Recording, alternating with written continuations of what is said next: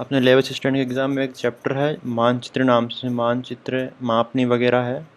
तो उसका जो क्लास 11th की प्रैक्टिकल जो ज्योग्राफी की बुक है उससे चैप्टर लिया गया है ये। तो मैंने समरी बनाई है, आप पढ़ सकते हैं।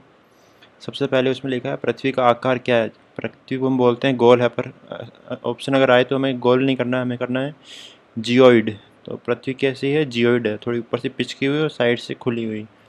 और क्योंकि खड्डे वड्डे भी होते हैं तो पूरी गोल तो हो नहीं सकती पृथ्वी, या फिर इसको बोल सकते हैं त्रिविम। और दूसरा अपना है मानचित्र। मानचित्र क्या होता है, किसी मापनी से संपूर्ण पृथ्वी या उसके किसी भाग का चयनित संकेतात्मक तथा सामान्य प्रदर्शन। मतलब जो हम मापनी से बनाते हैं उसे ही मानचित्र कर सकते हैं। ऐसे हमने कोई ड्राइंग बना दी तो उसे मानचित्र नहीं कहेंगे। अब ये पूरे पृथ्वी की भी हो सकती है या पृथ्वी के किसी एक भाग की हो सकती है, किसी एक रूम का हो सकता है, किसी एक घर का हो सकता है, तो उसे हम मानचित्र ही कहेंगे।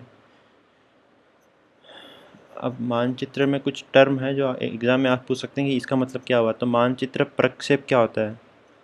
तो मानचित्र प्रक्षेप क्या होता है, जो हमारी पृथ्वी है गोल है, जब हम गोलाकार सतह को समतल सतह पर प्रदर्शित करते हैं तो उसे क्या बोलेंगे, मानचित्र प्रक्षेप। दूसरा है शब्द मापनी। मापनी क्या होता है कि जैसे हमने 10 किलोमीटर बनाना है तो हम उसको 10 किलोमीटर तो पेपर पर नहीं बनाएंगे, तो हम लिख देंगे 10 किलोमीटर को 1 सेंटीमीटर। तो फिर हमें 5 अगर किलोमीटर 50 किलोमीटर बनाना है तो हम 5 सेंटीमीटर बना देंगे। तो जो स्केल होता है मैप में, हर मैप के नीचे दिया रहता है स्केल, तो उसको हम बोलते हैं मापनी। तो एक मानचित्र पर दी गई दूरी या वास्तविक दूरी के बीच का जो अनुपात होता है उसे बोलते हैं मापनी। मानचित्र में दूरी है और वास्तविक में क्या दूरी है, उसका अनुपात। जैसे 10 मीटर की हमें चीज़ बनानी है, हम मानचित्र में उसको 1 सेंटीमीटर का बनाएंगे। तो 10 मीटर में तो होते हैं 1000 सेंटीमीटर, तो 1000 सेंटीमीटर और 1 सेंटीमीटर का अनुपात निकालेंगे। तो 1:1000, तो ये मापनी हो गई। तो ये लिखा जाएगा मैप के अंदर। फिर होते हैं मैप में कुछ प्रधान बिंदु। अलग अलग दिशाएं होती हैं मैप में, तो कुछ प्रधान बिंदु होते हैं उत्तर, दक्षिण, पूर्व, पश्चिम। इसके अलावा इनके बीच की दिशाएं भी होती है, जैसे कि उत्तर पूर्व, उत्तर पश्चिम, दक्षिण पूर्व, दक्षिण पश्चिम। तो प्रधान तो ये 4 ही है। अब मानचित्र के लिए एक MCQ आ सकता है कि मानचित्र के लिए क्या अनिवार्य है या क्या अनिवार्य नहीं है। तो ऑप्शन देगा मापनी, तो अनिवार्य है। मानचित्र प्रक्षेप, हमने पढ़ा था प्रक्षेप क्या होता है, गोलाकार सतह को समतल पन्ने पर बनाना, वो भी ज़रूरी है। फिर मानचित्र व्यापीकरण। व्यापीकरण मतलब मानचित्र हम बना किस लिए रहे हैं, उद्देश्य क्या है, अपवाह तंत्र बना रहे हैं, वनस्पति बना रहे हैं, जनसंख्या बना रहे हैं, मृदा के प्रकार बना रहे हैं। तो इस और अगला हो गया मानचित्र अभिकल्पना। अभिकल्पना मतलब उसके जो सिंबल्स है उचित संकेत का चयन करना चाहिए, जैसे कि रेखा की चौड़ाई कितनी होगी। जैसे मान लो आप सड़क बना रहे हो तो छोटी सड़क ऐसे बनाएंगे और हाईवे ऐसे बनाएंगे,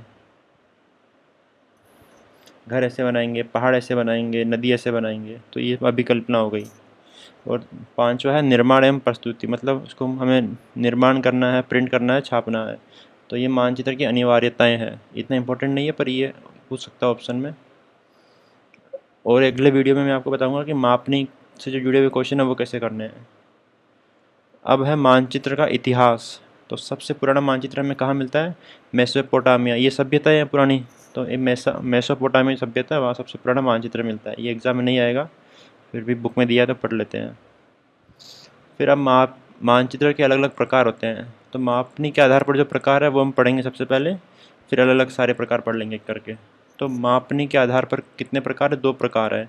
एक तो बृहत मापनी, एक लघु मापनी। अब इस नाम के पीछे नहीं जाना आपको।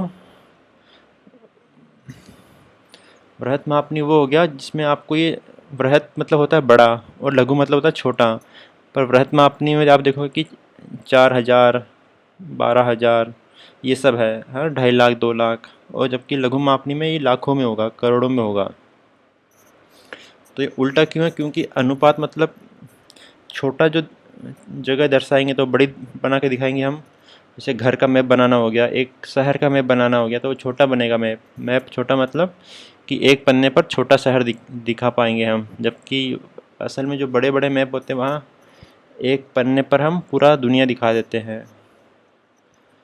तो वृहद मापनी मतलब छोटा अनुपात, अनुपात जिसका बड़ा हो। अनुपात बड़ा मतलब अगर हम 1 के 4000 हिस्से करेंगे तो ये तो बड़ा ही हुआ। 1 के 12000 हिस्से किए तो इससे तो बड़ा हो गया ये। फिर भी आपको कन्फ्यूज नहीं होना है। बृहत मापनी मतलब जिसमें नीचे छोटी संख्या हो। और लघु मापनी, लघु मापनी में अनुपात छोटा होता है। जैसे हमने विश्व का मैप बनाया, देश का मैप बनाया, ये सब लघु मापनी से बनते हैं।